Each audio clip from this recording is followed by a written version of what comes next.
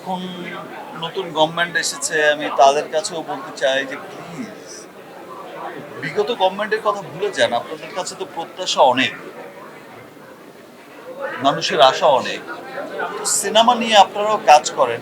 আপনারা শুধু সিনেমা ইন্ডাস্ট্রিকে ভাববেন না যে নাচে গানে ভরপুর একটা বিনোদনের জায়গা। একটা সিনেমা একটা জাতি গঠনে, একটা সমাজ, একটা পরিবার গঠনে সবচেয়ে বড় ভূমিকা পালন করে। এবং সিনেমা কিন্তু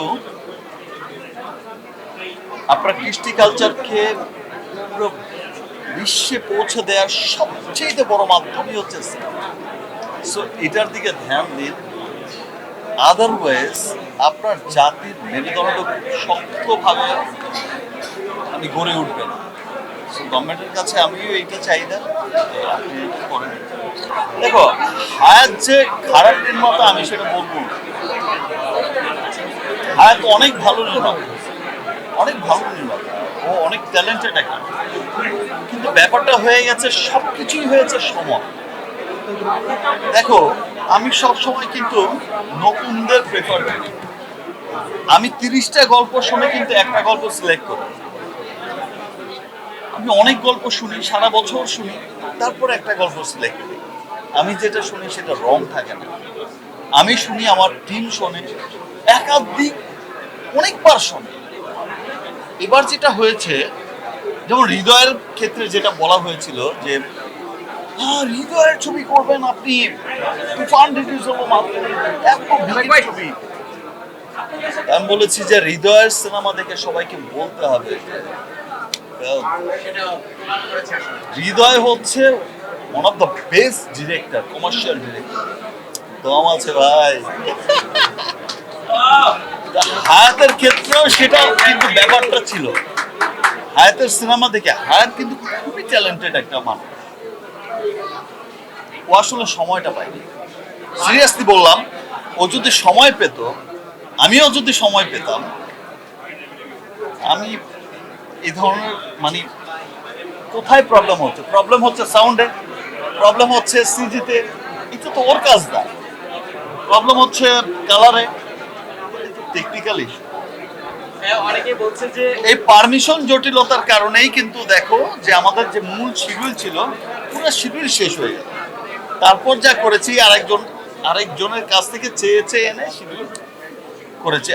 আমরা ডিটেলিং আসলে শুট করতে পারি, নিশ্চয়ই আমরা পরবর্তীতে হায়াত ভাইয়ের নতুন কাজও নিশ্চয়ই হায়াত তো ফাটিয়ে দেবে। নিশ্চয়ই মানে অনেকে সন্দেহ করছিল বা বলছিল আসলে শাকিব খানের পরবর্তী কাজ হায়াতের সঙ্গে না হওয়ার জন্য, কেন হবে না? সেটা আরো ভালো করে কোর্স হবে। আমি হায়াতকে দেখেছি, আমি আমার কাছ থেকে দেখেছি, অনেক ভালো ছেলে, খুব ট্যালেন্টেড একটা মানুষ। দেখো, এটা আমরাই বুঝে গেছি। আমার প্রথম কোনো সিনেমা যেটার আমার শুট করতে হয়েছে ঈদের আগের দিন পর্যন্ত, গান শুট করতে হয়েছে। এই যে ম্যাডামের সাথে এই গান শুট করতে হয়েছে, ঈদের মাত্র বাকি একদিন, গান রিলিজ হবে কি এইভাবেই, মানে এইরকম ভাবে শুট করতে হয়েছে। তারপর এই যে ম্যাডামের সাথে সিনেমা পরিগান করছে, এই পরিগানের সময় হলো কি হয়েছে যে ভাই একদিনে কিন্তু এক শিফটে গান নামাতে হবে। কারণটা কি? টাইম তো নেই, গান তো রিলিজ তো করতে হবে। তো একদিনের গানও ম্যাডামের গান তো ম্যাডাম তো পড়েই হয়ে গেছে। ইনফ্যাক্ট এমন তো ব্যাপারটা ছিল গিয়ে যে দেখো, আমার কাছে এমন ব্যাপার ছিল, আমি শুনতে পাচ্ছিলাম যে ভাই ঠিক আছে, আমি নয় 5 দিন ঢুকতে পারলাম না, ম্যাডাম নয় বা হায়াত নয় 5 দিন মাল্টিপ্লেক্সে ঢুকতে পারলাম না, 5 দিনের সবচেয়ে ভালো কে ছিল? কোনোটাই ছিল না। দ্যাট মিনস হচ্ছে আসলে বড় সিনেমা দরকার, ভালো সিনেমা দরকার। একটা সিনেমার নাম বলো যে সিনেমাটা প্রিন্সকে উতরে গেছে। একটা সিনেমার নাম বলো যে সিনেমাটা প্রিন্স এত ত্রুটির পরেও প্রিন্সকে উতরে গেছে, বলো। তাহলে আজকে থেকে এটা মানুষের ভালোবাসা।